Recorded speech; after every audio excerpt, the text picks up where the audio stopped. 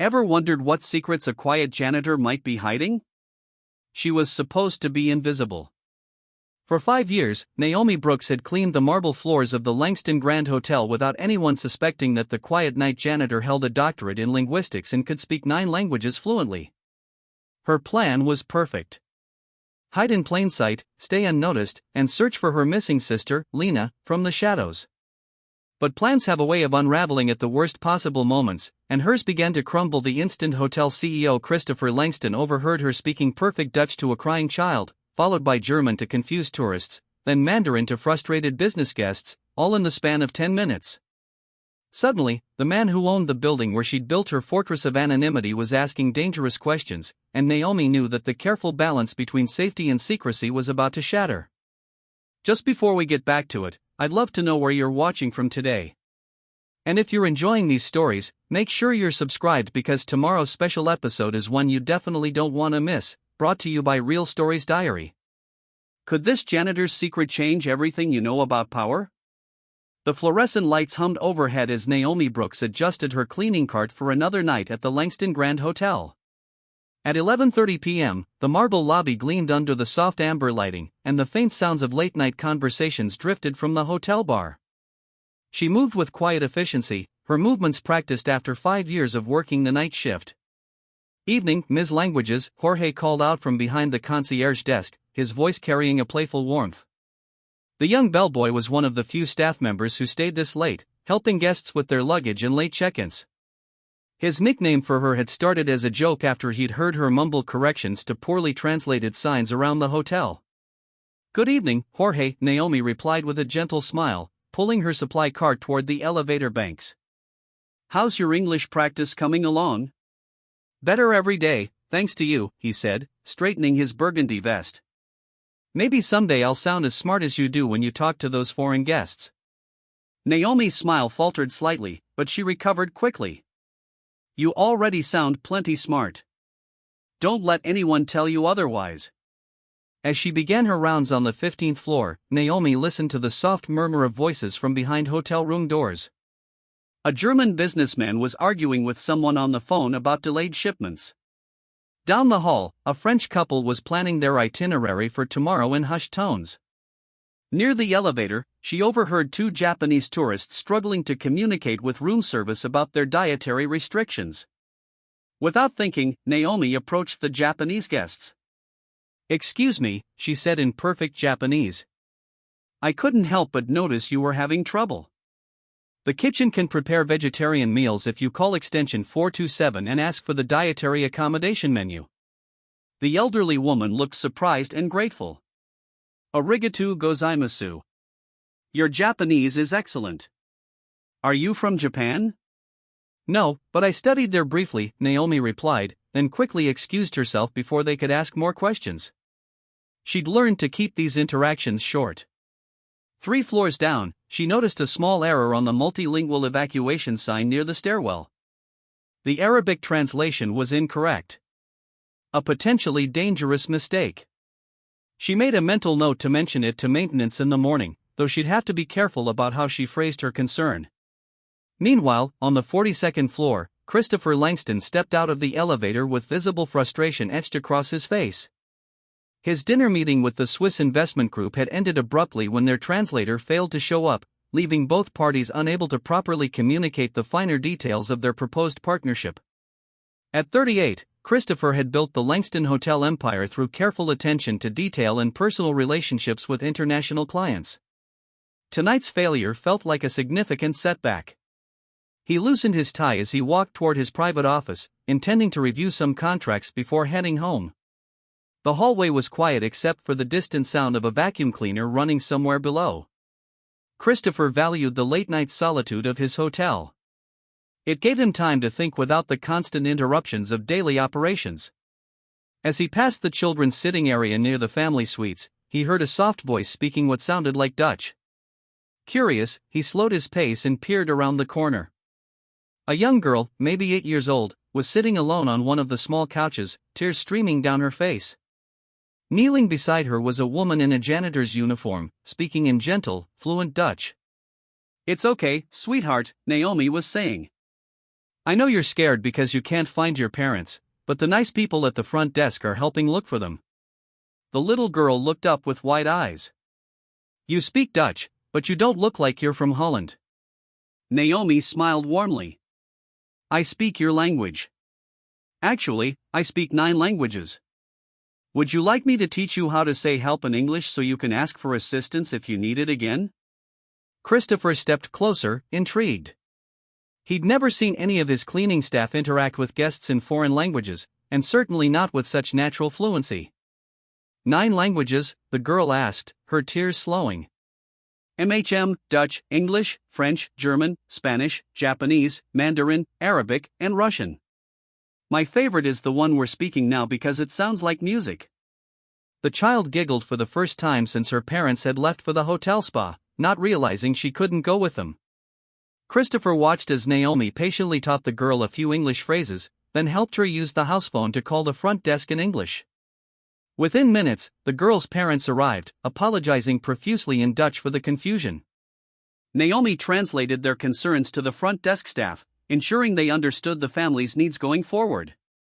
As the family headed back to their room, Christopher emerged from the shadows. Excuse me, he said, approaching Naomi.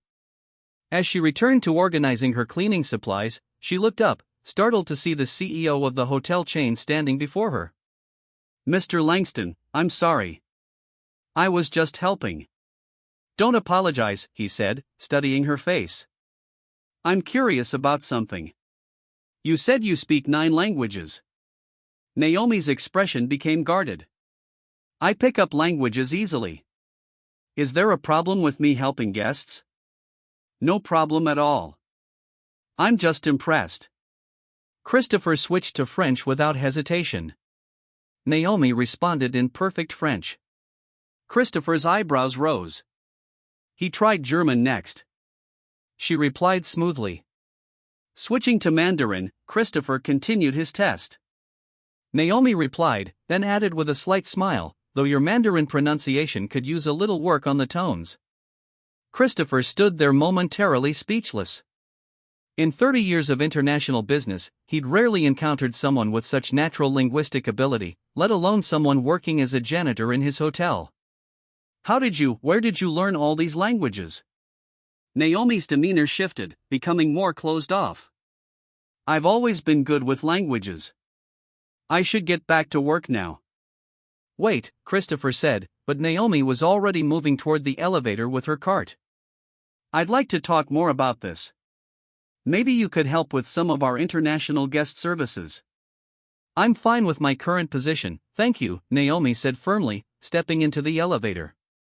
The doors closed before Christopher could respond further. He stood alone in the hallway replaying the conversation in his mind. There was something about her manner of speaking, her vocabulary, the subtle confidence in her linguistic corrections that suggested formal education. Yet, according to his mental image of the staff roster, she was listed simply as night custodial staff. 20 minutes later, Christopher found Jorge restocking brochures in the lobby. Jorge, can I ask you something about Naomi? Jorge looked up, slightly nervous about being approached by the CEO. Naomi, she's great, Mr. Langston. Really helpful with the guests. Always professional. How long have you known her? About 3 years since I started working here. She helped me with my English when I was struggling to communicate with guests. She's incredibly smart. What do you know about her background? Jorge shrugged. Not much. She keeps to herself mostly, but I've seen her help guests in all kinds of languages. Spanish, French, some Asian languages I don't recognize. The other staff started calling her our unofficial translator. He paused, then added, Don't let the uniform fool you, Mr. Langston. She's probably the most brilliant person working in this building. Christopher nodded thoughtfully. Has she ever mentioned wanting to work in a different capacity? Guest services, perhaps? I asked her about that once. She said she prefers working nights, likes the quiet, but honestly, I think she's overqualified for cleaning floors. Later that night, after the hotel had settled into its quietest hours, Naomi made her way to the employee break room in the basement. The space was empty except for the hum of vending machines and the distant sound of the building's ventilation system. She moved to locker number 847, far in the corner, and carefully entered the combination. Inside, behind her spare uniform and a few personal items, was a small locked box. Naomi glanced around to ensure she was alone, then opened it with a tiny key she wore on a chain around her neck, hidden beneath her work shirt. The box contained items that didn't match her current life. A worn leather journal filled with notes in multiple languages, several outdated ID badges from international organizations, and a collection of newspaper clippings about a missing woman. The woman in the photos looked remarkably similar to Naomi, but with longer hair and professional attire. The name under the photos read, Dr. Lena Brooks. Naomi touched one of the clippings gently, her finger tracing over a headline from 3 years ago. UN linguist disappears following classified project leak. She opened the journal and made a brief entry in what appeared to be coded text mixing Russian characters with Arabic script. As she prepared to close the box, she noticed something new had been slipped through the vents of her locker. A postcard with a Bangkok skyline lay on top of her uniforms. There was no postmark, no stamp, and no return address. On the back, written in precise Cyrillic script, were the words, On Soi Shiva, Bangkok. She is still alive. Bangkok. Naomi's hands trembled slightly as she stared at the postcard. 3 years of silence and now this. She quickly locked everything back in her locker and left the break room, her mind racing with possibilities and fears she'd tried to bury. The next morning, Christopher arrived at his office earlier than usual. His encounter with Naomi still occupying his thoughts. He called his assistant, Evelyn Mitchell, into his office as soon as she arrived. Evelyn, I need you to pull the personnel file for one of our night custodial staff, Naomi Brooks. Evelyn, a sharp woman in her early 40s who prided herself on knowing every detail of the hotel's operations, raised an eyebrow. The cleaning lady, is there a problem? No problem. I'm considering her for a different position.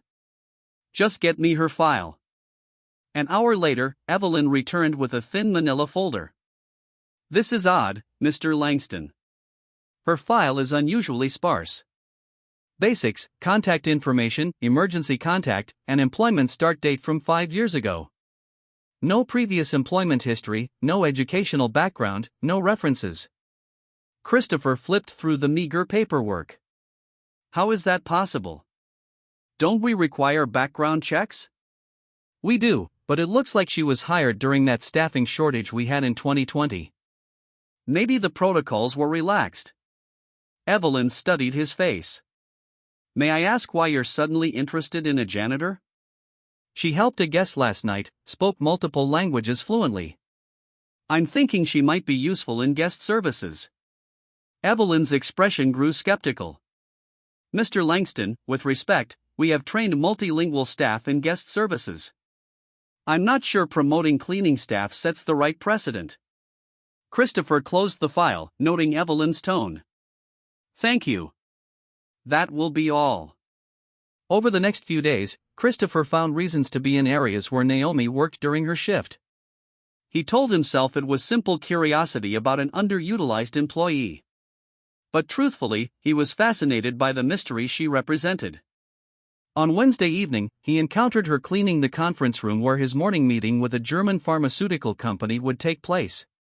Guten Abend, Naomi, he said, testing whether her German fluency was as impressive as he remembered. Guten Abend, Herr Langston, she replied without looking up from polishing the conference table. Wann we? Danke. I have a meeting here tomorrow with some German executives. Any advice on cultural considerations? Naomi paused in her cleaning. Germans value punctuality and directness. They'll appreciate if you get straight to business without too much small talk. Also, they might expect a more formal presentation style than American companies typically use. Christopher was struck by her insight. You seem to know a lot about German business culture. I pay attention, she said simply, returning to her work. Naomi, can I ask you something? Why do you work the night shift? You clearly have skills that could be better utilized in other positions. She straightened up, her expression becoming guarded again. I like the quiet, and I'm good at what I do. But surely you must want something more. Your linguistic abilities are remarkable. Mr. Langston, I appreciate your interest, but I'm content with my current position. I prefer to keep my work and personal life separate. Christopher sensed the conversation was over, but he couldn't shake the feeling that there was so much more to discover about this woman. The following evening, Naomi was in the lobby when she noticed Jorge struggling with some paperwork at the concierge desk. She approached him quietly. "What's troubling you?" Jorge looked up with frustration. "There's this scholarship exam I want to take for community college, but the practice tests are all in formal English, and some of the vocabulary is really difficult." "Show me," Naomi said, settling beside him.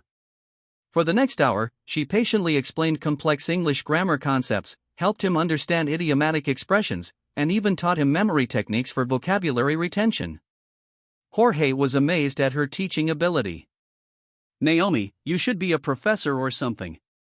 The way you explain things makes everything so clear." "Teaching is just about understanding how people learn differently," she replied. "You're smart, Jorge. You just need to trust yourself more." From across the lobby, Christopher watched their interaction. He'd come down to check on some late arriving guests, but found himself observing Naomi's natural teaching ability. There was something about her patience and expertise that spoke to formal training. Meanwhile, Evelyn had begun her own investigation into Naomi. Something about the timing of Christopher's sudden interest bothered her, and the thin personnel file raised red flags. She spent her lunch break searching online for any trace of Naomi Brooks from before her employment at the hotel. What she found was troubling. There was virtually no digital footprint for Naomi Brooks prior to 5 years ago. No social media, no public records, no educational credentials. Either she'd lived completely off the grid or Naomi Brooks wasn't her real name. Evelyn dug deeper, cross-referencing the photo from Naomi's employee ID with facial recognition searches. The results made her pause. There were several matches to photos of a woman named Dr. Brooks, a linguist who had worked for various international organizations before disappearing 3 years ago. But the woman in those photos looked different, more polished, confident with longer hair and professional attire. Still, the facial structure was remarkably similar. Evelyn saved the information to a private folder, unsure what to do with her discovery. On Friday night, Christopher had arranged for a last-minute meeting with a German diplomat who was staying at the hotel. The man's English was limited, and Christopher's German wasn't sufficient for the complex trade discussions they needed to have. "Evelyn, we need an interpreter. Can you call the language service we usually use?" "I tried, but it's after business hours. The earliest they can send someone is tomorrow morning." Christopher hesitated, then made a decision. "Can you ask Naomi if she's available to help?" "I'll pay her extra for the service." Evelyn's disapproval was evident. "Mr. Langston, using a janitor as an interpreter for diplomatic discussions seems highly irregular. Just ask her, please." 20 minutes later, Naomi knocked on Christopher's office door. She'd changed from her cleaning uniform into a simple but professional-looking black dress she kept in her locker for emergencies. "You asked to see me?" "Yes. Thank you for coming. I have a guest, a diplomat, Klaus Weber, who needs to discuss some trade regulations. My German isn't sufficient for the technical aspects. Would you be willing to interpret?" Naomi considered this carefully. Interpreting would require her to demonstrate skills that went far beyond casual conversation. But Jorge had mentioned that the scholarship application deadline was approaching and the extra money could help with his fees. "I can help," she said. The meeting lasted 2 hours. Christopher watched in amazement as Naomi seamlessly translated complex economic and legal terminology between English and German. She didn't just interpret words. She conveyed nuance, cultural context, and even helped clarify points when both parties seemed confused. Her Weber was so impressed that he asked Naomi about her background. She deflected politely, saying she'd studied German in college. When he invited her to consider working as a professional interpreter, she thanked him, but explained she was committed to her current position. After the diplomat left, Christopher turned to Naomi. That was extraordinary. You handled technical, legal, and economic terminology like a professional interpreter. I'm glad I could help, she said, gathering her things to leave. Naomi, please, I have to ask. What's your real background? That level of interpretation skill requires years of training. She paused at the door. Mr. Langston, I've helped you with what you needed. I'd appreciate it if we could leave it at that. But you're wasting your talents here. With your abilities, you could what? She interrupted, her voice sharp for the first time. Could have a different life, could be someone else. Some of us don't get to choose who we become, Mr. Langston. Sometimes we just have to be grateful for the life we can safely live. She left before he could respond, leaving Christopher with more questions than ever. That same evening, Naomi was finishing her shift when she noticed commotion in the lobby. A French couple was having a heated argument near the elevator banks, their voices rising as other guests looked on uncomfortably. Without thinking, Naomi approached them. Excusez-moi, she said gently in French. Perhaps I can help mediate whatever seems to be troubling you both. The couple, surprised to be addressed in their native language by a hotel employee, explained their situation. They were divorce attorneys from Lyon. Ironically, in the middle of their own marital dispute, they'd been arguing about whether to continue their vacation or return home early. Naomi listened patiently to both sides, then guided them to a quiet seating area. For 30 minutes, she helped them communicate their real concerns to each other, pointing out where misunderstandings had occurred and helping them find common ground. You both came here to reconnect, she said finally. Perhaps the question isn't whether to stay or go, but how to use this time to remember why you fell in love in the first place. The couple looked at each other with newfound understanding. They thanked Naomi profusely and headed upstairs together, their argument forgotten. Christopher, who had witnessed the entire interaction from the hotel bar, was struck by Naomi's natural diplomatic abilities. She hadn't just translated language, she'd translated emotion and intent, helping two people understand each other on a deeper level. Later that night, as Naomi prepared to leave work, she found an envelope that had been slipped under the employee breakroom door. Inside was a photograph of a woman who looked exactly like her, but with different hair and clothing. On the back, someone had written LB Thailand Operation 2022. With the photo was a torn corner of what appeared to be a classified document with partial text visible. Linguistic pattern analysis for behavioral modification. Subject Brooks demonstrated exceptional. Naomi's heart raced as she stared at the image. The woman in the photo was her sister Lena, and this was confirmation that she was connected to some kind of operation in Thailand. But who had sent it and why now? Jorge found her standing frozen in the breakroom, the photo trembling in her hands. Naomi, are you okay? You look like you've seen a ghost.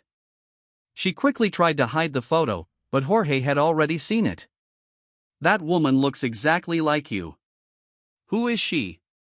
Naomi sat down heavily in one of the plastic chairs, suddenly feeling the weight of 3 years of secrecy. She's my sister. Her name is Lena, and she's been missing for 3 years. Jorge sat beside her. Missing, like kidnapped? I don't know. She was working for the United Nations as a linguist. One day, she just disappeared. No trace, no explanation. I've been looking for her ever since. Is that why you're working here? You're hiding? Naomi nodded slowly. I used to work for international organizations, too. After Lena disappeared, I tried to find out what happened to her, but asking questions made me a target, so I disappeared. I changed my name, took jobs where no one would look for someone with my background. Jorge studied her face. But someone found you anyway. That's what this photo means, isn't it? I think so. And I think they want me to know they have her. What are you going to do? Naomi looked at the photo again, then at Jorge's concerned face. I don't know. For 3 years, I've been invisible, safe. But if there's a chance Lena is alive, you'll do whatever it takes to find her, Jorge finished. Even if it means risking everything I've built here. The next day, Christopher called Naomi to his office. When she arrived, he gestured to a chair across from his desk. "I've been thinking about our conversation yesterday and I realize I may have been pushy about your background. That wasn't appropriate. Thank you for understanding. However, I do have a proposal. We're hosting a cultural gala next week for international investors. I'd like to offer you a temporary position as a cultural liaison and interpreter for the event. The pay would be substantial and it would be a one-time engagement if you prefer." Naomi considered this. The extra money could help Jorge with his scholarship, and it might also provide an opportunity to learn more about the international business community that had once been part of her world. What would be required? Greeting international guests, helping with any language barriers, ensuring they feel welcome and understood. Nothing too formal, but it would require you to interact with some very influential people. "I'll do it," she said, surprising herself with the quick decision. Christopher smiled. "Excellent. Evelyn will coordinate the details with you." As Naomi left his office, she wondered if she was making a mistake. Re-entering the world of international business, even temporarily, felt like stepping back into dangerous territory. But the photo of Lena had changed everything. If someone was sending her messages about her sister, they might be connected to the kind of people who would attend a high-profile international event. That evening, as she prepared for another night of cleaning, Naomi reflected on how much her carefully constructed invisible life was beginning to unravel. Christopher's curiosity, Evelyn's suspicion, and now mysterious messages about Lena, all of it pointed to the same conclusion. Her past was catching up with her whether she was ready or not. The Langston Grand Hotel's ballroom had been transformed into an elegant showcase of international culture. Crystal chandeliers cast warm light over displays representing different countries while servers circulated with cuisine from around the world. Christopher stood near the entrance, greeting arriving guests in his tailored black tuxedo, but his attention kept drifting toward the staff entrance where Naomi would soon appear. She emerged from the service corridor wearing a navy blue dress that Jorge had helped her select from a nearby department store. Her hair was pulled back professionally, and she carried herself with a confidence that seemed different from her usual reserved demeanor. "You clean up well," Jorge whispered as he passed by with a tray of champagne glasses.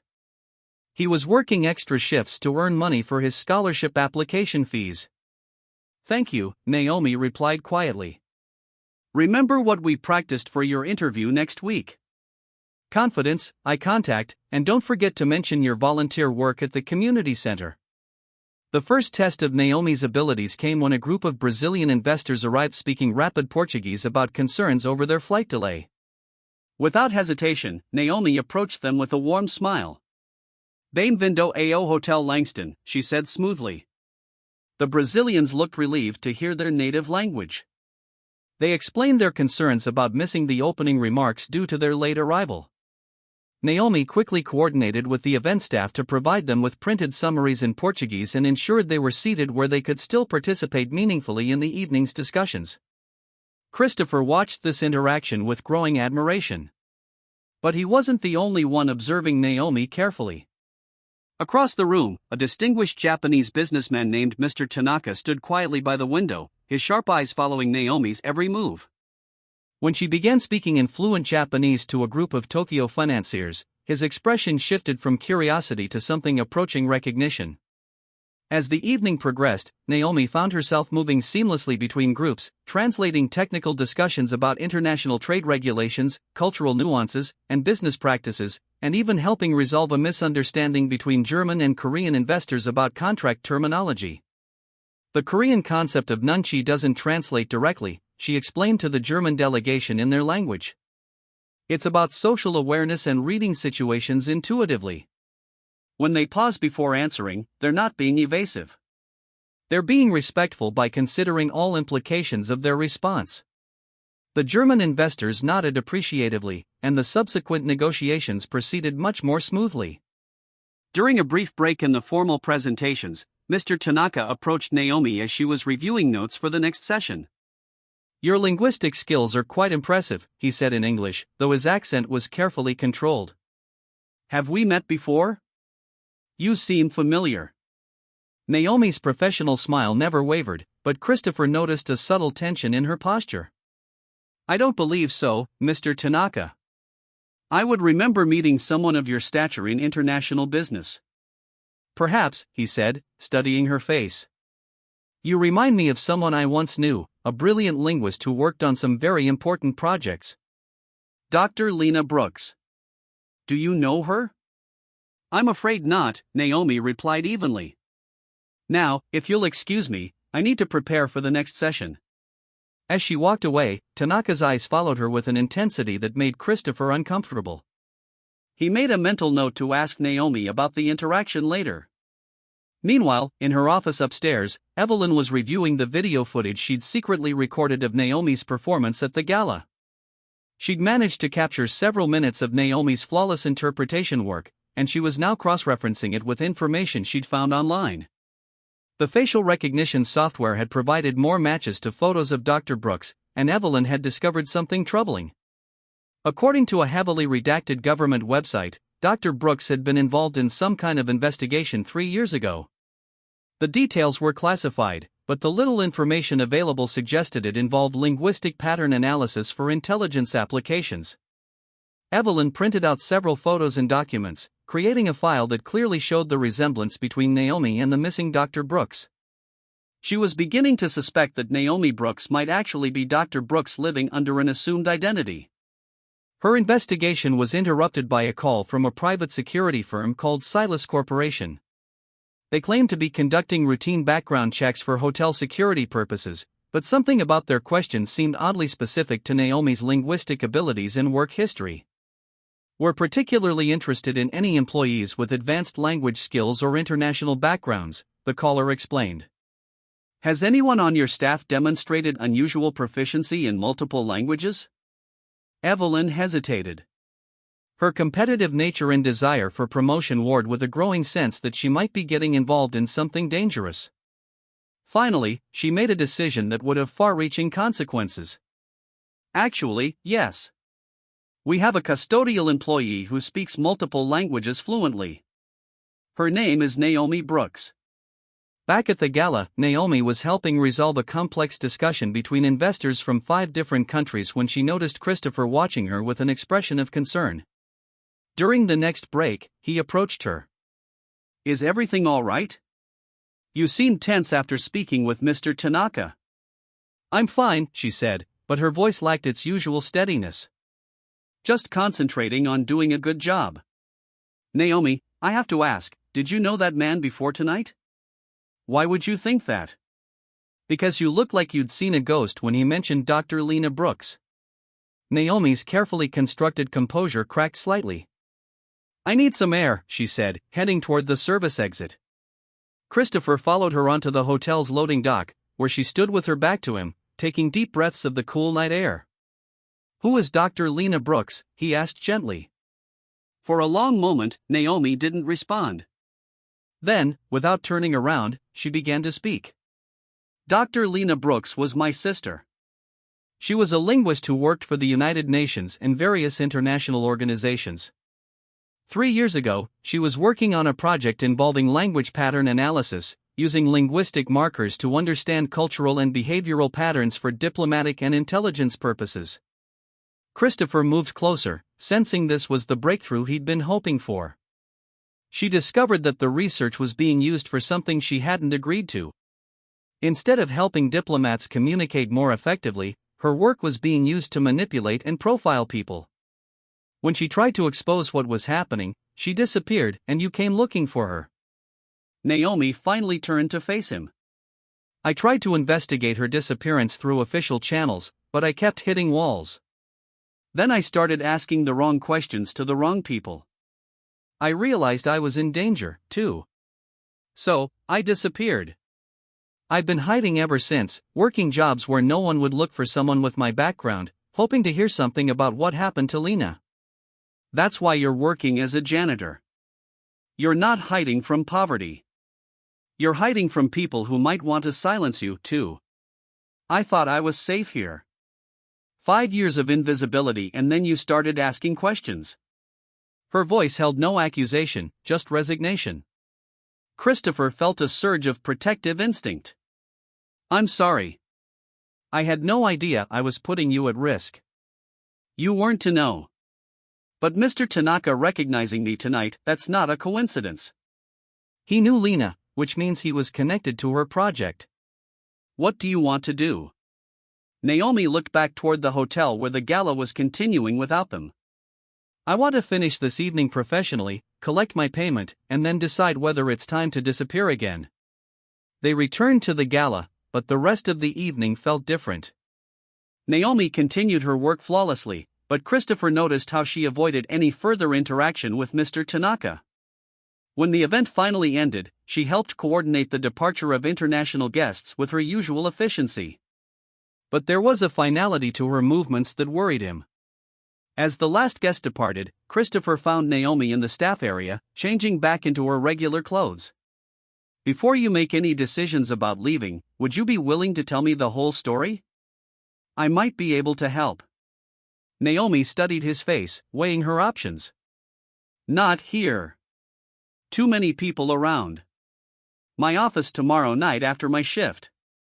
If I decide to trust you with this, it will be because I believe you might actually be able to help find Lena.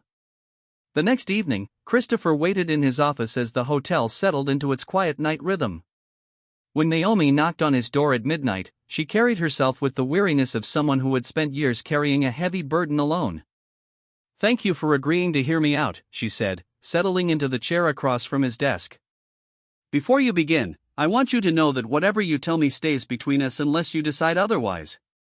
Naomi nodded, then began the story she'd never told anyone completely. My real name is Dr. Naomi Brooks. Yes, I'm the sister of Dr. Lena Brooks, but I'm also a linguist in my own right. I have a PhD in applied linguistics from Georgetown with specializations in psycholinguistics and cross-cultural communication. I spent 8 years working for various international organizations including the UN, UNESCO, and several government agencies. Christopher listened intently as she described her former life, the prestigious conferences, the groundbreaking research into how language shapes thought and behavior, the gradual realization that her work was being weaponized. The project Lena and I were both involved in was called the Cultural Bridge Initiative. Officially, it was designed to help international peacekeepers and diplomats communicate more effectively with local populations. We developed algorithms that could analyze speech patterns, cultural references, and linguistic choices to predict behavioral responses and emotional states. That sounds like valuable research for diplomacy.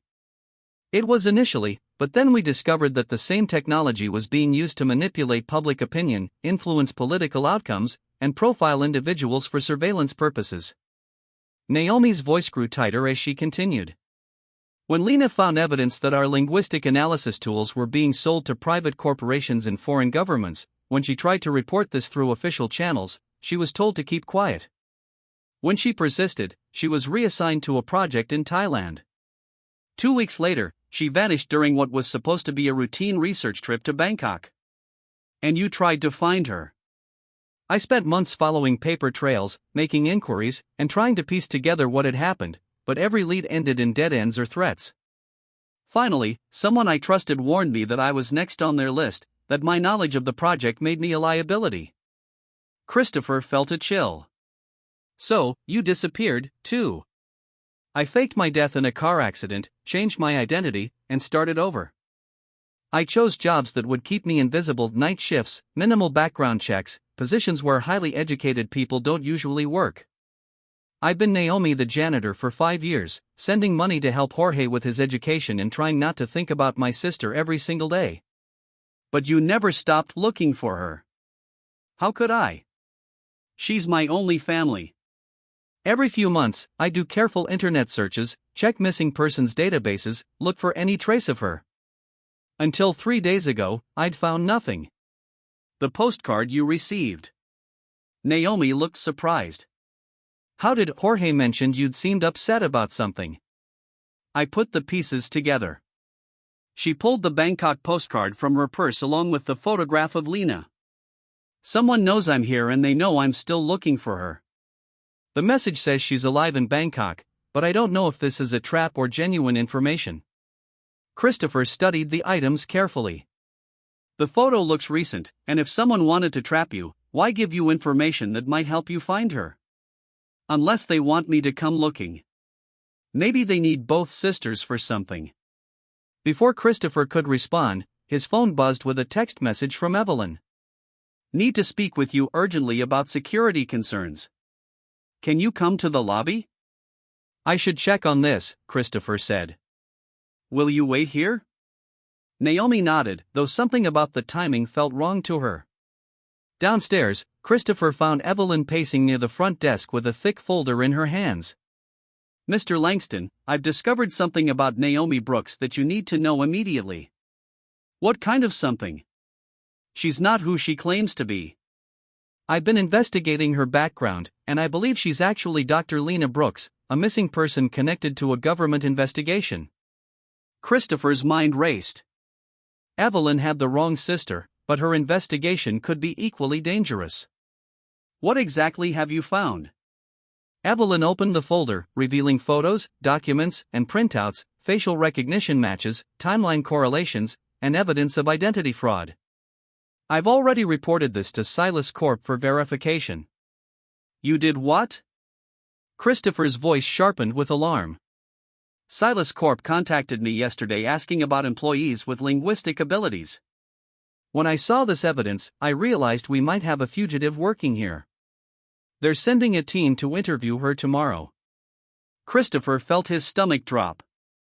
Evelyn, you may have just put someone's life in danger. What do you mean? I can't explain now, but you need to call Silas Corp and tell them you made a mistake. Cancel that interview. I can't do that. If she's really Dr. Lena Brooks, there might be a reward. Evelyn, I'm ordering you to make that call now. But it was too late. Through the lobby windows, Christopher could see two black SUVs pulling up to the hotel entrance. Men in dark suits were getting out, moving with the purposeful efficiency of a practice team. Mr. Langston, one of them called as they entered the lobby. We're here about Dr. Lena Brooks. We understand she's currently in the building. Christopher's phone buzzed with a text from an unknown number. They're here. Get out now. N. He looked toward the elevator, knowing Naomi was still in his office, possibly trapped. The men were already spreading out, blocking the main exits. I'm sorry, he told the Silas Corp leader. I don't know anyone by that name. Sir, we have reliable information that she's here. This is a matter of national security. We'll need to search the building. Upstairs, Naomi had heard the elevator stop on Christopher's floor, and the sound of multiple footsteps in the hallway. Years of living and hiding had given her excellent instincts for danger. She quickly sent the warning text to Christopher, then looked around his office for alternative exits. The office had a window that opened onto the hotel's old fire escape, a relic from the building's earlier incarnation that had been maintained for safety purposes. Naomi grabbed her purse and the evidence about Lena, then climbed onto the fire escape just as she heard voices outside Christopher's office door. Meanwhile, Jorge was finishing his shift in the lobby when he noticed the commotion. The men in suits were questioning hotel staff and he overheard them asking about the woman who speaks multiple languages. His heart sank as he realized they were looking for Naomi. Thinking quickly, Jorge approached one of the men. Excuse me. Are you looking for someone? We're looking for a woman who works here. She might be using the name Naomi Brooks. Oh, you just missed her, Jorge said with practiced innocence. She finished her shift about an hour ago. Said something about visiting her cousin in Philadelphia this weekend. The man's expression sharpened. Are you certain? Yeah, I helped her carry some stuff to her car. Old blue Honda, I think. Seemed like she was in a hurry. While Jorge was misdirecting the search team, Naomi made her way down the fire escape to the alley behind the hotel. She knew her apartment would be compromised soon, if it wasn't already. Everything she'd built over the past 5 years was about to disappear again.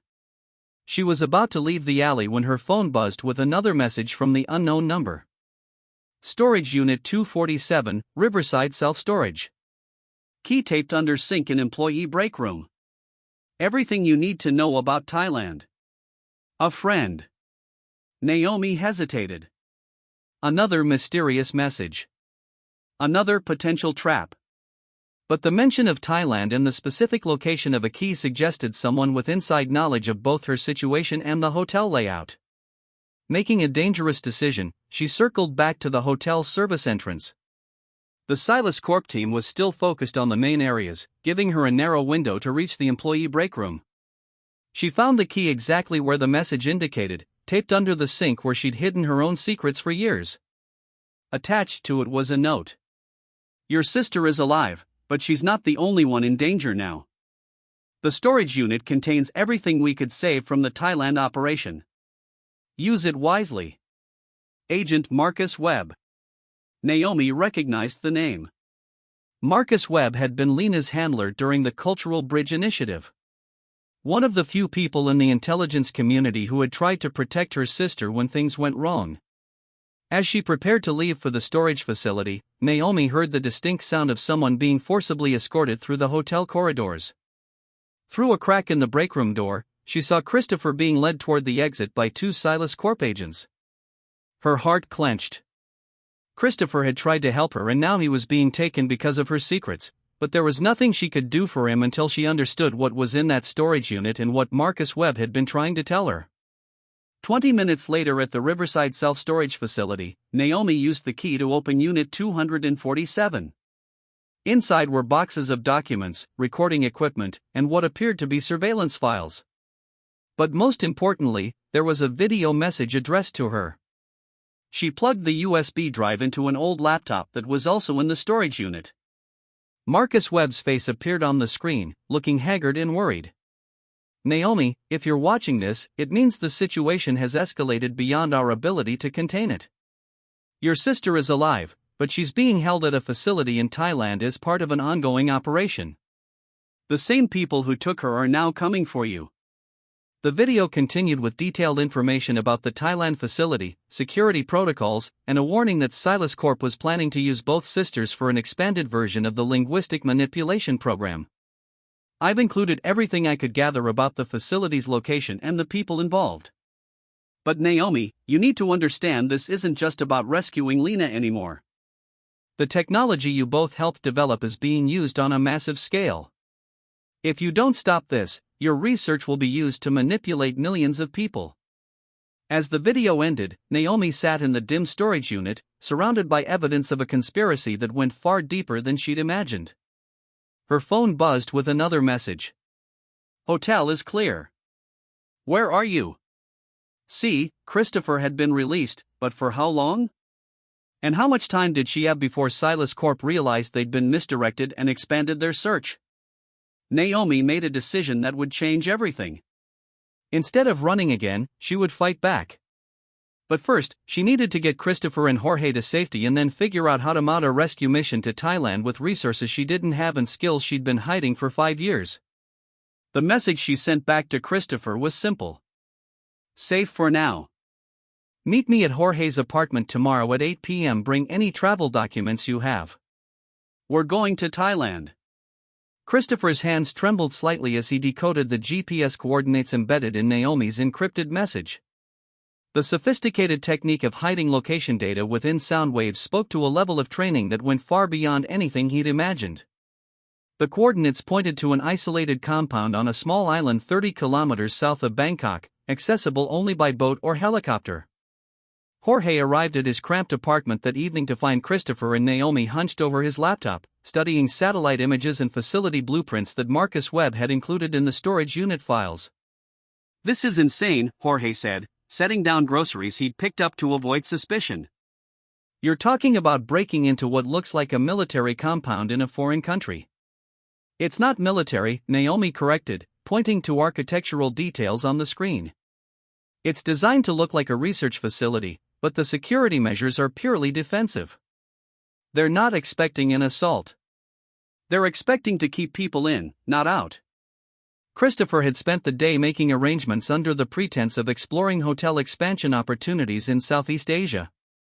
His business connections had made it relatively easy to secure a private jet and establish a credible cover story for traveling to Bangkok with associates. "I still have contacts from my whistleblower days," Jorge offered, surprising them both. "Before I came to work at the hotel, I helped expose a labor trafficking ring. Some of the people I worked with are in Thailand now, running legitimate operations, but still connected to underground networks. Naomi looked at Jorge with new respect. You never mentioned that background. You never mentioned being a UN linguist, he replied with a slight smile. We all have our secrets. Meanwhile, across the city, Evelyn sat in her apartment staring at her phone. She'd received 3 calls from Silas Corp demanding to know why their operation at the hotel had failed to locate their target. The final call had been threatening, making it clear that her cooperation was no longer optional. She'd also been researching Silas Corp more thoroughly and discovered connections to several international incidents involving missing persons and corporate espionage. The realization that she'd potentially delivered Naomi to dangerous people was keeping her awake at night. When her phone rang again, she was surprised to see Christopher's number. Evelyn, I need to ask you something and I need you to be completely honest with me. Mr. Langston, I'm sorry about yesterday. I think I made a terrible mistake. Are you being pressured by Silas Corp to continue helping them find Naomi? Evelyn's long silence was answer enough. Listen carefully, Christopher continued. They're not law enforcement, and Naomi isn't a criminal. You've gotten involved in something much more serious than you realized. Can you stall them for 48 hours? I don't know how. Tell them you think she might have fled to Canada. You found evidence of a fake passport with a Toronto address. Can you do that? Yes, but Christopher, what's really going on? I can't explain everything now, but I promise you'll understand soon. Just buy us those 48 hours. The next morning, Christopher, Naomi, and Jorge boarded a private jet bound for Bangkok. Christopher had told his board he was exploring expansion opportunities, while Naomi and Jorge traveled on hastily obtained business visas as his cultural consultants. During the 14-hour flight, Naomi studied every piece of intelligence Marcus Webb had gathered about the facility. The compound houses approximately 30 personnel, including researchers, security staff, and what appear to be several other prisoners beyond Lena. According to these files, they're using the facility to test large-scale applications of the linguistic manipulation technology, Naomi explained to Christopher and Jorge. They take people with specific language skills and use them to refine algorithms that can influence behavior through targeted audio and text. Your sister is being used as a test subject, Christopher asked. Worse, she's being forced to help perfect the technology. The psychological profile suggests they've convinced her that cooperation is the only way to protect me. Jorge leaned forward. So, they've been using each of you to control the other. Exactly. And now that they know I'm alive and active, they'll probably tell her that my safety depends on her continued cooperation. When they landed in Bangkok, they were met by Somchai Pattinson, Jorge's contact from his whistleblower days. Somchai was a wiry man in his 50s who ran a legitimate import-export business while maintaining connections to various human rights organizations. Jorge told me you need to reach someone being held against their will, Somchai said as they drove through Bangkok's crowded streets. But what he described sounds like the kind of operation that has government protection. Naomi shared enough of their story to explain the stakes without revealing sensitive details about the linguistic technology. Somchai listened carefully, his expression growing more serious. I know the island you're talking about. Local fishermen avoid it because boats that get too close are turned away by patrol craft. But there are rumors about the people held there. What kind of rumors? That they're all highly educated foreigners, scientists, linguists, computer programmers, people who disappeared from other countries and ended up there. Christopher felt a chill. How many people are we talking about? Maybe 20 or 30. But here's what you need to understand. This isn't just about rescuing your sister. If this place is what I think it is, breaking in could expose something much bigger. That evening, they met with Somchai's network of contacts in a small restaurant near the Chao Phraya River. The group included a former government official who had been fighting corruption, a journalist who specialized in investigating human trafficking, and a boat captain named Crit who knew the waters around the facility. The compound has 3 main buildings, Crit explained, sketching a rough map on a napkin. Security patrols the perimeter every 2 hours. The only time there's minimal coverage is during the shift change at 3 a.m. How do we get there without being detected? Jorge asked. Fishing boat. I can get you within swimming distance, but you'll need to handle everything from there. Naomi studied the sketched layout, her mind working through possibilities. Marcus Webb's files mention an old supply tunnel that connects to the main research building. If we can find the entrance on the shoreline, we might be able to get inside without triggering perimeter alarms. And once you're inside? Samchai asked. I locate Lena, gather evidence of what they're doing to the other prisoners, and get everyone out if possible. Christopher shook his head. That's too much for one person. We need a better plan. No, Naomi said firmly. This is what I'm trained for. My linguistic intelligence work included infiltration and extraction techniques, but I need you and Jorge to be ready to create a distraction if things go wrong.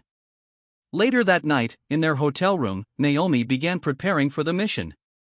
She changed into dark clothing and organized the equipment Samchai had provided: waterproof communications gear, basic tools for bypassing electronic locks, and a small recording device to document whatever they found. Naomi, Christopher said as she checked her equipment one final time.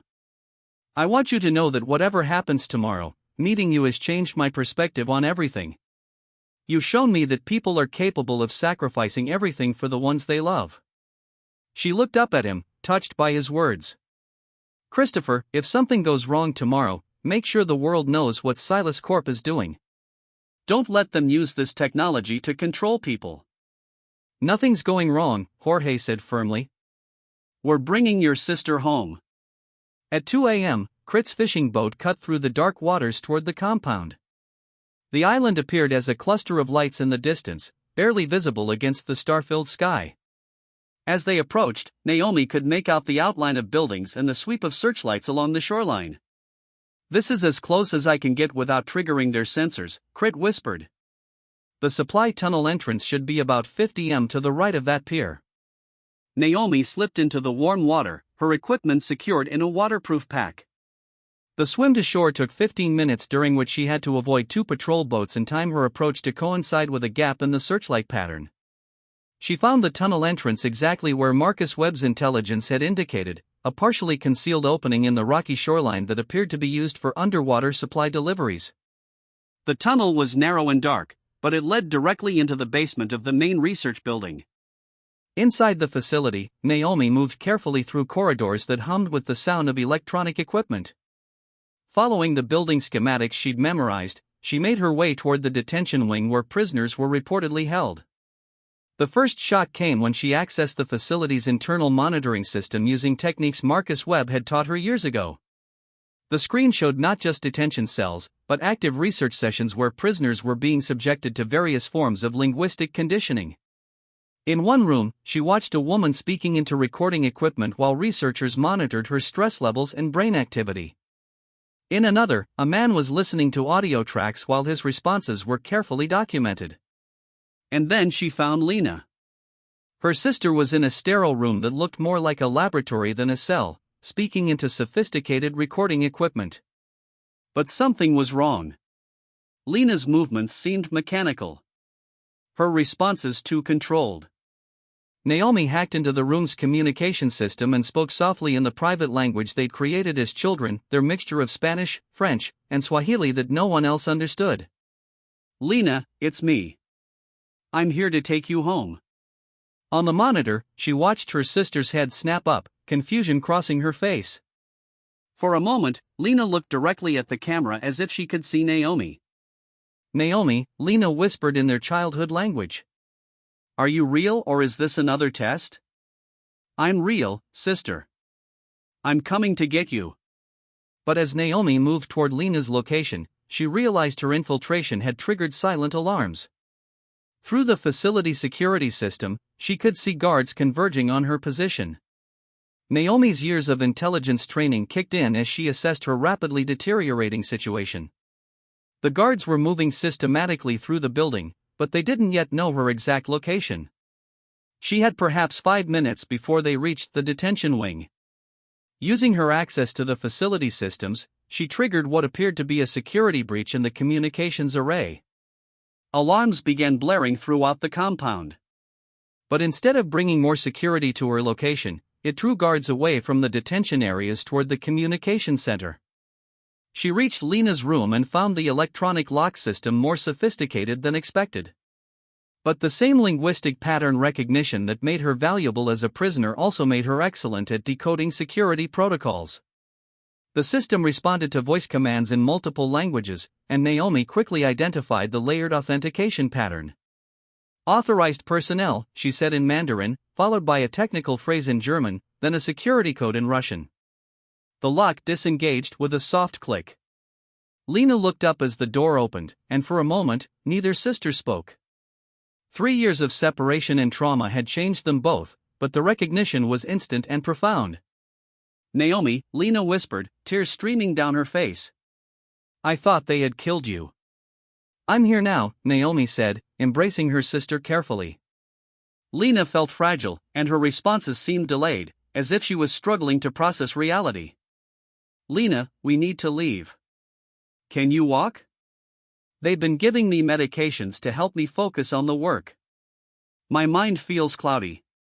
Naomi quickly examined the medical chart attached to Lena's equipment. Her sister had been subjected to a combination of psychological conditioning and pharmaceutical intervention designed to make her compliant and productive. "Listen to me," Naomi said in their childhood language. "Remember when we built that fort in the backyard? You said we were explorers who could go anywhere if we stuck together. We're going to explore our way out of here." The familiar memory seemed to penetrate Lena's mental fog. She stood more steadily, her eyes becoming clearer. "There are others," Lena said. "In the cells down the hall, scientists, linguists, programmers. They're using all of us to perfect the system." Naomi made a decision that went against every survival instinct. "Show me."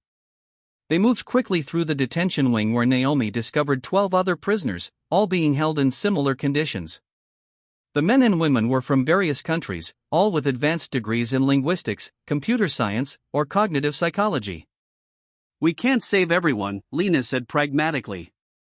"The security response will be too strong." "Yes, we can," Naomi replied, accessing the detention system's central controls. "But we need to move fast." Meanwhile, outside the facility, Christopher and Jorge waited anxiously on Crit's boat. They'd been monitoring radio chatter and could hear increased security activity on the island. "Something's gone wrong," Jorge said, watching searchlights sweep the water more frantically than before.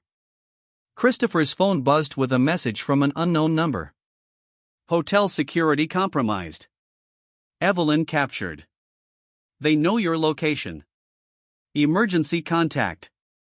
"We need to warn Naomi," Christopher said, but their communication with the facility had been cut off when she triggered the security distraction. Back inside the compound, Naomi had managed to unlock most of the detention cells, but the rescued prisoners were in various states of psychological and physical disrepair. Some could barely walk, while others seemed confused about whether their rescue was real. "Listen to me, everyone," Naomi called out in English, then repeated in several other languages. "I'm Dr. Naomi Brooks. I'm here to get you out, but I need you to follow my instructions exactly." She led the group toward the supply tunnel, but as they reached the basement level, they encountered the facility's chief of security, a man named Coleman, who had been hunting for the intruder. "Dr. Brooks," Coleman said calmly, his weapon trained on the group. "You've caused quite a disruption tonight." "Let these people go," Naomi said. "They're not criminals. They're victims. They're valuable assets in a program that's bigger than you understand. As are you." Lena stepped forward, her mind finally clear enough to be angry. "Assets? You've destroyed our lives, separated us from our families, forced us to create weapons disguised as research." "You've created something revolutionary," Coleman replied. "Technology that can prevent wars by managing public opinion. Stop terrorism by identifying threats through speech patterns. Create stability through controlled information flow." "You mean control people by manipulating how they think and feel?" Naomi said. "Turn language itself into a weapon." Language has always been a weapon. We've simply made it more precise. The standoff was broken by an explosion that shook the entire building. Through the windows, they could see that Somkai's network had launched their own assault on the compound's power grid, creating chaos throughout the facility. In the confusion, Lena grabbed a fire extinguisher and sprayed it at Coleman, temporarily blinding him. Naomi used the distraction to guide the rescued prisoners toward the tunnel entrance. "Go, go, go," she shouted, pushing people toward the water. The tunnel was narrow, and getting 12 weakened prisoners through it would be challenging, but the alternative was impossible. As the last of the prisoners entered the tunnel, Naomi heard Coleman calling for backup over his radio. She realized that even if they escaped the island, Silas Corp would never stop hunting them. "Lena," she said, pulling her sister aside. "I need you to take the others and get to the boat. There's something I have to do first. I'm not leaving you again. You have to. These people need medical attention, and Christopher and Jorge are waiting to help everyone get to safety." Lena studied her sister's face. "What are you planning?"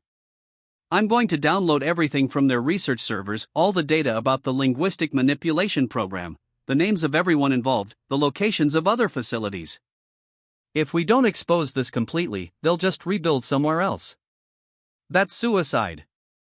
The building is crawling with security." "Maybe, but it's the only way to make sure this technology can't be used to control people." They were interrupted by the sound of approaching footsteps. Through the facility's communication system, they could hear Coleman coordinating a building-wide search. "The main server room is on the 3rd floor," Lena said quickly. "Access code is Babel 779, but Naomi, once you start the download, you'll have maybe 10 minutes before they cut all power to the building." "That's enough time." Lena hugged her sister fiercely. "If you don't make it out, I'll make it out. We're explorers, remember? We always find a way home." As Lena led the rescued prisoners into the tunnel, Naomi made her way toward the server room. She could hear security teams systematically searching each floor, but the ongoing power problems were keeping them disorganized. The server room was a massive space filled with humming computers and data storage systems. Naomi quickly located the main research database and began the download process, copying terabytes of information onto encrypted drives that Marcus Webb had provided. But as the download progressed, she heard something that made her blood run cold. Over the facility's intercom system, Coleman was speaking to someone via satellite phone. "Yes, sir. Dr. Naomi Brooks is in the building. We have her trapped on the 3rd floor." "Understood. Initiate the Babylon Protocol immediately." Naomi didn't know what the Babylon Protocol was, but the tone of Coleman's voice suggested it was a final option that would ensure no one left the island alive. Through the server room windows, she could see boats approaching the island from multiple directions. Not rescue boats, but military-style vessels carrying what appeared to be a much larger security force. The download completion indicator showed 8 minutes remaining, but Naomi was beginning to realize she might not have that much time. In the distance, she could hear the distinctive sound of helicopter rotors approaching. Her phone buzzed with a message from Christopher. "Whatever you're doing, you need to finish it now. The entire island is about to be overrun." Naomi looked at the progress bar showing 60% complete and made a decision that would determine not just her fate, but the fate of everyone who had been imprisoned in this facility and everyone who might be imprisoned in the future. She began a second process, not just copying the data, but broadcasting it directly to every contact in Marcus Webb's encrypted network. If she couldn't escape with the information, she would make sure it reached people who could use it. The broadcast began just as the first helicopter landed on the facility's roof. Through the server room security monitors, Naomi could see heavily armed tactical teams entering the building. Outside in the water, Christopher watched the approaching vessels with growing horror. "Crit, we need to get out of here now." "What about Naomi?" Jorge demanded. "She told us to make sure the evidence gets out. If we're captured, no one will know what happened here." Reluctantly, Jorge helped guide the rescued prisoners into Crit's boat as searchlights began sweeping the water around them. Lena was the last aboard, her eyes fixed on the facility where her sister remained trapped. She's going to make it, Jorge said, though his voice lacked conviction. Back in the server room, Naomi watched her upload progress reach 90% just as the first tactical team reached her floor. She could hear them moving methodically through rooms, getting closer to her location. The upload finished with minutes to spare, but as Naomi prepared to escape through a service vent, she realized the room's door had been sealed electronically. Coleman's voice came through the intercom one final time. "Dr. Brooks, your upload has been detected and blocked. Nothing you've done tonight will matter. The program will continue with or without you and your sister." But Coleman was wrong. Naomi's years of working with intelligence networks had taught her a plan for exactly this scenario. The upload hadn't gone to just one location. It had been distributed to dozens of secure servers around the world, including news organizations, government oversight committees, and human rights groups. As security forces prepared to breach the server room, Naomi spoke into her communication device, knowing that Christopher and the others were listening. "The upload is complete. Everything about the linguistic manipulation program is now in the hands of people who can stop it. Tell the world what they've been doing here." The last thing she transmitted was a coded message in 9 different languages, each containing coordinates to other Silas Corp facilities around the world. The door exploded inward just as Naomi finished speaking. 3 weeks after the Thailand operation, Christopher's private estate in the Hamptons had been transformed into an unlikely safe house. The rescued prisoners were recovering in the guest quarters while Naomi worked around the clock to decrypt and organize the massive data dump she'd transmitted from the facility. Against all odds, she had escaped through the server room's emergency ventilation system just moments before the tactical team breached the door. Lena sat beside her sister in the estate's library. Both women surrounded by laptops, encrypted drives, and printed documents that revealed the staggering scope of Silas Corp's operations. The pharmaceutical conditioning was gradually leaving Lena's system, and her natural brilliance was reasserting itself. "The linguistic manipulation program is operating in 47 countries, Lena said, reviewing a classified spreadsheet. "They're not just targeting individuals anymore, Naomi. They're influencing entire populations through embedded audio and social media streaming services, even emergency broadcast systems." Naomi rubbed her tired eyes. "Look at this," she said, pointing to another document. "They've been selling customized manipulation packages to corporations, political campaigns, and foreign governments. A company can literally purchase the ability to make their products seem more appealing through subliminal linguistic triggers." Jorge entered the library carrying a tray of coffee and sandwiches. His scholarship interview had been postponed due to the crisis, but he'd thrown himself into helping organize the evidence with the dedication of someone who understood the stakes. "Christopher's on a conference call with his legal team," Jorge reported. "They think we have enough evidence to bring down Silas Corp completely, but there's a problem." "What kind of problem?" Naomi asked. "The same people who were using this technology are now trying to discredit us. They're claiming we're terrorists who attacked a legitimate research facility." Before anyone could respond, Evelyn's voice came from the doorway. "That's because half the government officials who should be investigating this are on Silas Corp's payroll." Everyone turned to see Evelyn standing in the entrance looking exhausted but determined. Christopher had arranged for her release from Silas Corp custody through his legal connections, but she'd spent several days in detention, being questioned about her role in the hotel incident. "Evelyn," Naomi said carefully, "I want you to know that I don't hold you responsible for what happened. You were manipulated, too. Thank you for saying that, but I need to take responsibility for my actions."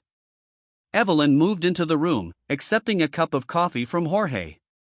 "During my debriefing with Silas Corp, I learned something important. They're planning to activate what they call Protocol 7, a large-scale deployment of the manipulation technology during next week's Global Economic Summit." Christopher appeared in the doorway, his phone still pressed to his ear. "Hold on," he said to whoever he was speaking with, then covered the phone. "Protocol 7? What does that involve?" "World leaders, business executives, and financial ministers from 90 countries will be in one location," Evelyn explained. Silas Corp plans to use the summit's simultaneous translation system to influence major economic and political decisions through embedded linguistic programming. Lena looked up from her computer. They could literally reshape global policy by making certain ideas seem more logical or appealing to the summit participants. We have to stop it, Naomi said simply. Christopher finished his phone call and joined the group. I've been speaking with Senator Patricia Williams, who chairs the Senate Intelligence Committee. She's agreed to arrange a closed hearing for us to present our evidence, but it won't happen until after the summit. That's too late, Jorge said. If they succeed with Protocol 7, they'll have demonstrated that the technology works on a global scale. Even if we expose them afterward, the damage will be done. Naomi stood up, her mind working through possibilities. Then we don't wait for official channels. We go public ourselves. How? Christopher asked. Silas Corp controls significant media resources and they're already working to discredit us. We use their own technology against them, Naomi said, a plan forming in her mind. Jorge, remember when you helped that activist group broadcast unauthorized content through satellite feeds? Jorge's eyes lit up with understanding. You want to hack into the summit's translation system? Not hack. Replace. If we can substitute our own linguistic programming for theirs, we can use the same channels they plan to use, but instead of manipulation, we'll broadcast truth. Evelyn leaned forward. That's incredibly dangerous. If you're caught interfering with an international summit, if we don't interfere, world leaders will make decisions based on artificial influence, Lena pointed out. That's even more dangerous.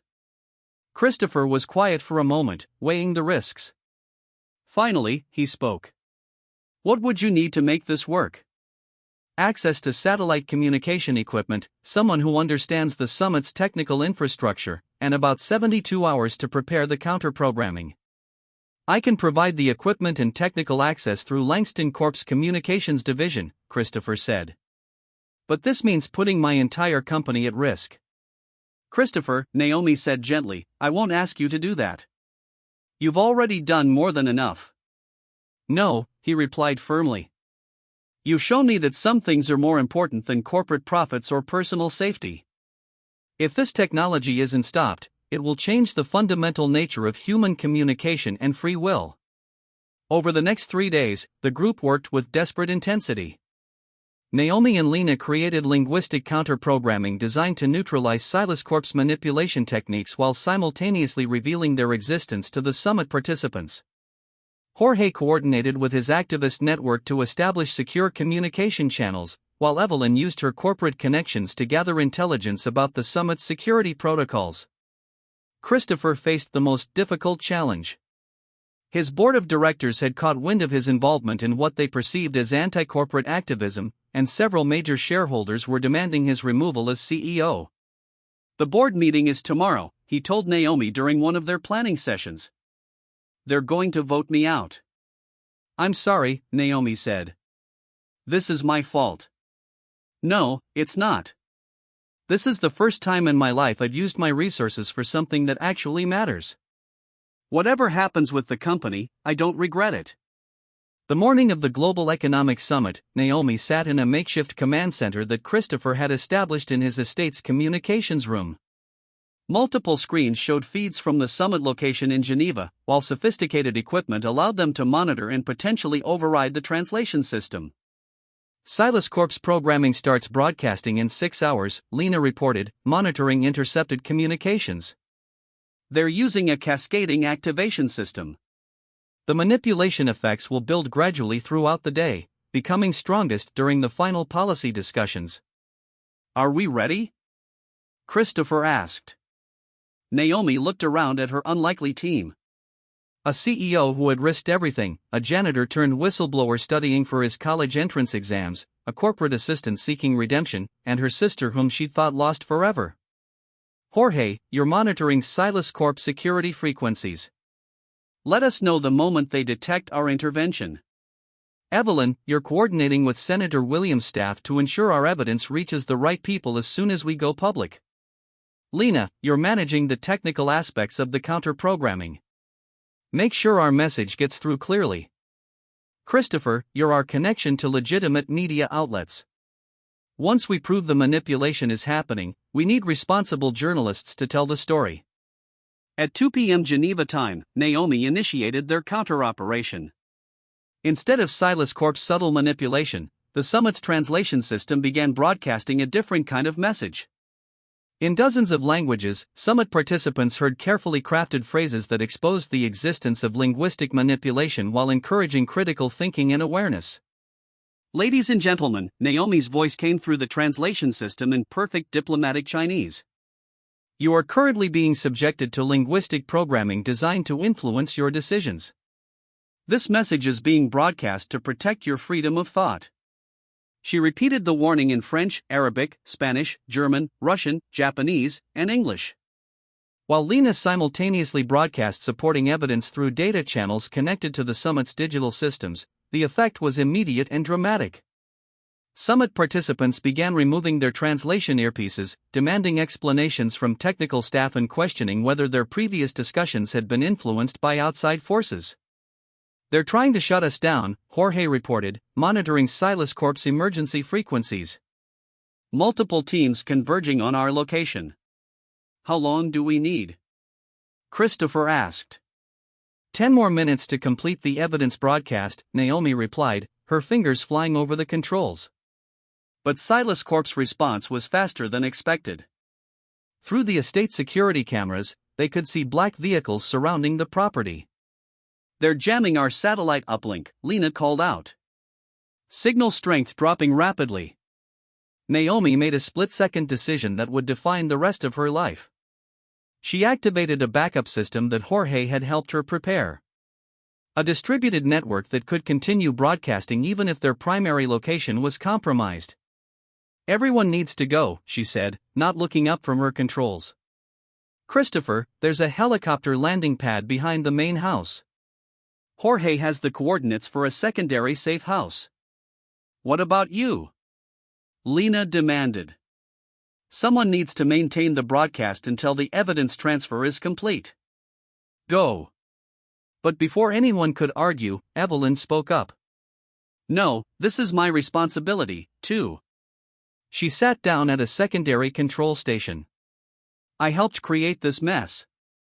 I'm going to help finish it. Christopher hesitated, torn between his protective instincts and the recognition that Naomi was making the only choice that could ensure their mission succeeded. Go, Naomi said again, finally looking at him. Make sure the world understands what we've exposed here today. As Christopher, Jorge, and Lena reluctantly evacuated, Naomi and Evelyn continued broadcasting evidence of the linguistic manipulation program to news organizations, government agencies, and human rights groups around the world.